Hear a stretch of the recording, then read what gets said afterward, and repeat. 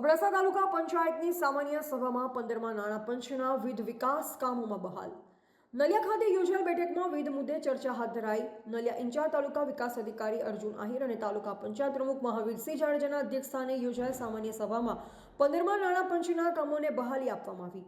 વર્ષ 2024-25ના સુધારેલ તથા આગામી વર્ષ 2025-26ના અંદાજપત્ર મંજૂર કરવા અંગે ચર્ચા કરવામાં આવી હતી. આ ઉપરાંત હાજાપર ગ્રામ પંચાયતના સરપંચનું રાજીનામું મંજૂર કરવામાં આવ્યું. નાણાં પંચના 1.34 કરોડના કામોને મંજૂરી આપવામાં આવી, જેમાં ગામડાઓમાં એલઈડી લાઇટ, પુલિયાના કામો, સીસીટીવી કેમેરા, પ્રાથમિક શાળાઓમાં ખૂટતી સુવિધા, નલિયા સીએસસીમાં નવી એમ્બ્યુલન્સ ખરીદી, કુમાર અને કન્યા છાત્રાલયમાં ઇન્ટરલોકના કામો મંજૂર કરવામાં આવ્યા. આબોહવા પરિવર્તન માટે 8 જેટલી ગ્રામ પંચાયતોના કામો, પશુપાલન ડેરી ઉદ્યોગ સાથે ગૌચર સુધારવાના કામો, પ્રાથમિક શાળામાં આરઓ પ્લાન્ટ, તળાવના ઓગન, ચેક ડેમોના કામો, 4 જેટલી પંચાયતમાં ઘન કચરા નિકાલ માટે રિક્ષા ખરીદવા માટેના કામોને મંજૂરી આપવામાં આવી.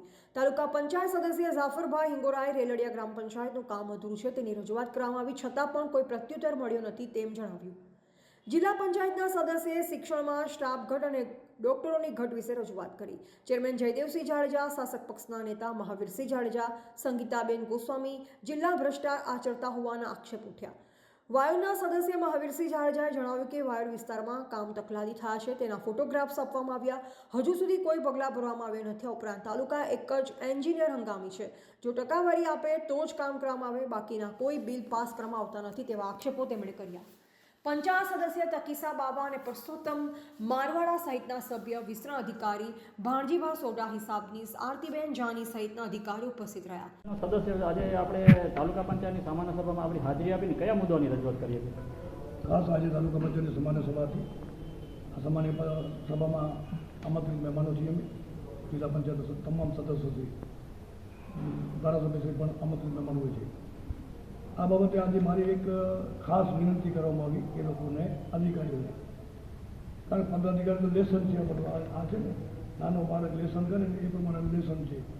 એક જ તળાવની પાળમાંથી દિવાલ બનાવી અહીંયા દિવાલ, અહીંયા દિવાલ, અહીંયા દિવાલ, તો આ એક લેસન છે.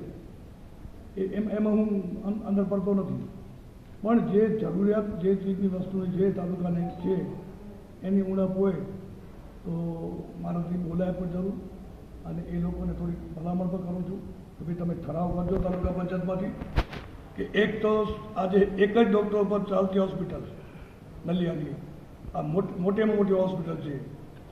હજી સુધી ડૉક્ટરોની જે ભરતી થાય એ ભરતી થઈ નહીં. આજે સ્કૂલોમાં જાઓ તો તમામ શિક્ષકોની ઘટ, શિક્ષક ન મળતા હોય તો એ જિલ્લા પંચાયત કહેતી હજી સુધી મોકલ્યા નથી જ ને ભાઈ. તમે જાણો છો, હું જાણું છું, બધા જાણે છે. નંબર 3માં એ પણ વસ્તુ ચોક્કસ છે કે આજે તલાટી, એક તલાટી પાસે 3-3, 4-4 સેજા છે. ન હોય તો સાહેબને પૂછો સાચી વાત છે ખોટી વાત છે. હવે એક તલાટી 4-4 સેજા ઉપર પહોંચે કેમ ને કામ કેમ કરે પ્રજાના? આ કે જે પ્રજાના કામ અમે કરી દીધી છે લિસ્ટ બની, એની અંદર એક ટાંકો બનાવે તો બધા કામોમાં ટાંકા. આ ખરેખર મૂર્ખતા કહેવાય.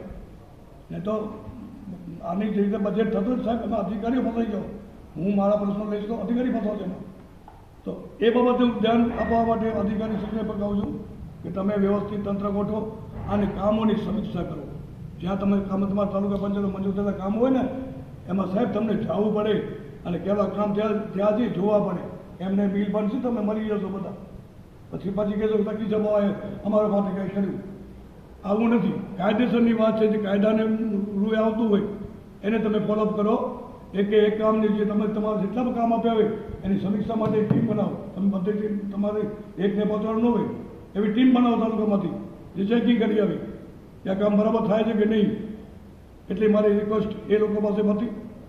આપને પણ કહું છું કે આપ એક વાંચા અમારી પહોંચાડજો અને આપ તો ચોથા થંભ છો. આપના ઉપર તો ભરોસો છે બધાને, અને આપ જો ન્યાયિક તપાસ માંગશો તો તાત્કાલિક અસર પર 100% પડશે. ધન્યવાદ.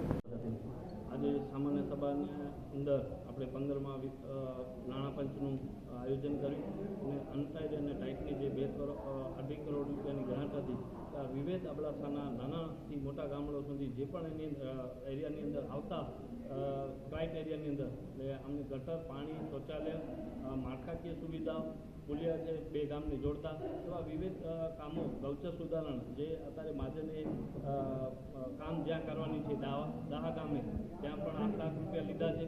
અને જ્યાં પણ જે સારું કામ થાય એવી રીતે સરપંચોની સૂચના પ્રમાણે બધાને આખા તાલુકાને સંતોષ થાય એવા કામો લઈ અને વિકાસના કામો અને આખે તાલુકા પંચાયતની બોડીએ એને બાલી આપી છે.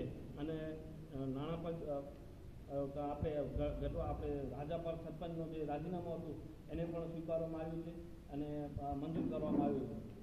ખાસ કરીને આજે જિલ્લા પંચાયતના સદસ્ય તકીના બાબતે રજૂઆત કરવાની, તાલુકામાં સ્ટાફની ઘટ છે, દવાખાનામાં સ્ટાફની ઘટ છે, તો એ બાબતે આપ શું કહેશો?